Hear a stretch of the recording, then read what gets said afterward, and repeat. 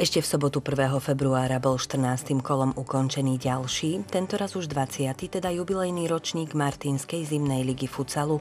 Boj o zimného majstra zvádzalo od 23. novembra 8 tímov, no a podľa tých, ktorí boli pritom, teda od hráčov cez divákov až po hlavného organizátora, išlo o ročník, ktorý si môže právom pripísať prívlastok najkvalitnejší. Tie tímy od 1 do 7 dokázali poraziť každý každého. A mali sme tam aj chalanov s názvom Smerička, to sú Ukrajinci pracujúci tu na Martine a okolí, ktorí sa prihlásili, hneď dostali prvý zápas lekciu od jedného mužstva skoro 20 gólov. Sice nevyhrali žiadny zápas, ale ja som rád ako organizátor, že až na jeden zápas sa zúčastňovali všetkých tých zápasov a ich tá forma alebo tie herné výkony boli každým zápasom lepšie. Mali najprv, ledva dali jeden gól a potom už posledný zápasy aj 2-3, čiže som rád, že tí chalani tam boli. Ako to bolo v prípade teda víťazov? Rozhodovalo sa do poslednej chvíle, alebo už možno, že pár zápasov predtým sa vedelo, že to budú práve teda Bambariaci? Juraj Valašek tento rok zložil, a nielen tento rok, lebo vlastne už to je ich tretí titul v rade, ale teraz zložil fakt výnimočný tím, ktorý bolo tam aj mladší chalani, aj skúsenejší a tí chalani hrali od začiatku veľmi dobrý futbal a hrali poctivo dozadu, taktiež dopredu, ale hlavne tá obranná činnosť im išla veľmi dobre a neviem, či po 12 kolách sa mi zdá, že boli bez prehry, kde sa po ďalšie kolo stretli s CMC Stavom, víťazom Mestskej ligy v Martine vonku. A musím povedať, že ten zápas pre mňa ako organizátora dal dosť veľa a fakt som si ho užil, lebo tá kvalita bola aj na jednej, na druhej strane a síce CMC Stav vyhral 2-0, čo som bol aj rád, lebo proste aspoň tú jednu prehru mali tí chalani, ale zaslúžene Bambariaci vyhrali. Cesta nebola vôbec ľahká, každé víťazstvo sa rodilo pomerne ťažko, nakoľko aj napriek tomu, že sme skončili s najlepšou obranou, tak paradoxne vo viac ako polovici zápasov sme vždycky inkasovali ako prvý, čiže tie zápasy sme museli otáčať. Ale musím pochváliť chalanov, čo chodili, naozaj dreli poctivo, hore, dole, fungovali sme ako jeden tím, každý ťahal za jeden povraz a naozaj sme si pomáhali. Všetko to začínalo vlastne už u brankára, u Dana Nebožku, ktorý nás vo veľa prípadoch podržal fantastickými zákrokmi a tam to proste začínalo.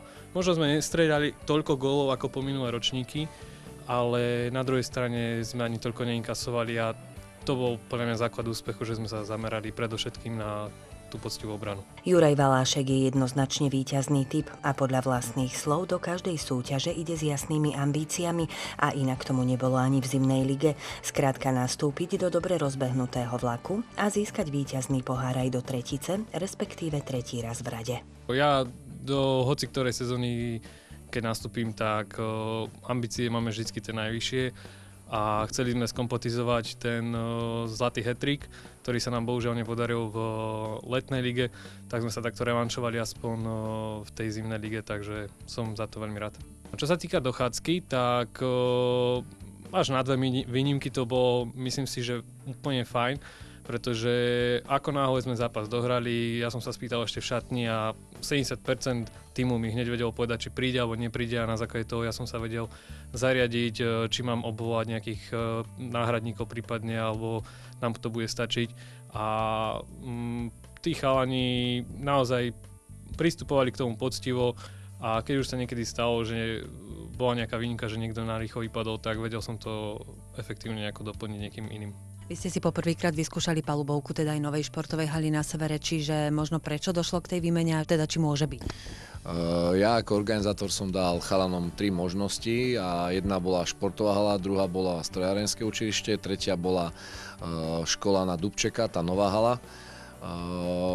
Išiel som do toho s tým, že na tých schôdzach, čo sme mali, som tým chalanom povedal, že bol by som rád, aby sme to odohrali tak, aby neboli žiadne sťažnosti, problémy, aby proste, keď sa tam človek má prezúvať, aby všetko fungovalo a myslím si, že Aj keď sme sa bavili s tými chalami ako zamestnancami, tak povedali, že tento ročník chvália, že bol bez problémov a hlavne ja chválim tých ľudí, ktorí tam s nami boli, že či to boli šatne, ihrisko, prezúvanie, aj halovky, že všetko fungovalo ako malo. Je to príjemná zmena, ako aj v tej športovej hale na Podhaji sa hral veľmi dobrý futbal. Tu sme našli super podmienky, tá hala je nová, vyskúšali sme si to. A môžeš aj ty potvrdiť, že možno, že bolo menej tých mužstiev, ale naozaj boli nabití tou kvalitou? Áno, treba povedať, že rok čo rok sa tá sezóna liga viac vyrovnáva. Tento rok až na chalanov zo Smeričky, čo je novo vzniknuté mužstvo, tie týmy boli naozaj veľmi vyrovnané a tam proste tie body sa brali navzájom, čiže bolo nesmierne dôležité, aby sme každý zápas hrali naozaj poctivo a získavali body, lebo sme to potom videli, či už CMCčko stratilo body, potom Bela si stratili body a navzájom to takto si povymieniali, takže tá súťaž je vyrovnaná aj z toho dôvodu, že vlastne viacero registrovaných hráčov môže hrať ako v letnej lige, takže predsa tí manažeri majú aj takú väčšiu možnosť kombinovať s tými hráčmi, kto ako môže nastúpiť a tým pádom je to také vyrovnanejšie. A keďže hovoríme, že išlo o jubilejný 20. ročník, tak očividne má zmysel to organizovať. Tak pokiaľ je záujem, tak mňa osobne to baví. Ja tým, že ja som dosť aktívny športovec, že rád športujem, ja túto zimnú ligu vypúšťam, ale zase berem to ako organizátor plus rozhodca, čiže stále som tam na očiach. Mňa čo teší, že tá súťaž je tak nastavená, že aj keby som tam 2 týždne neprišiel, a tie výsledky mi chalani dajú do ruky, viem, že je to tak nastavené, že tie zápasy prejdú tak, ako majú a bez problémov a organizačne všetko správené, ako má byť. Tak ja už teraz predovšetkým sa zameriavam na ten malý futbal, takže pre mňa by to bol príliš veľký a dlhý oddych do polky apríla. Tak význam tej ligy je proste, aby sa človek hýbal, aby zostal v pohybe, veď sme športovci, chceme sa stále hýbať a či už sú to nejaké rôzne turnaje počas zimy alebo táto zimná liga, tak je to príjemné spestrenie počas týchto zimných mesiacov, aby sme nepriberali.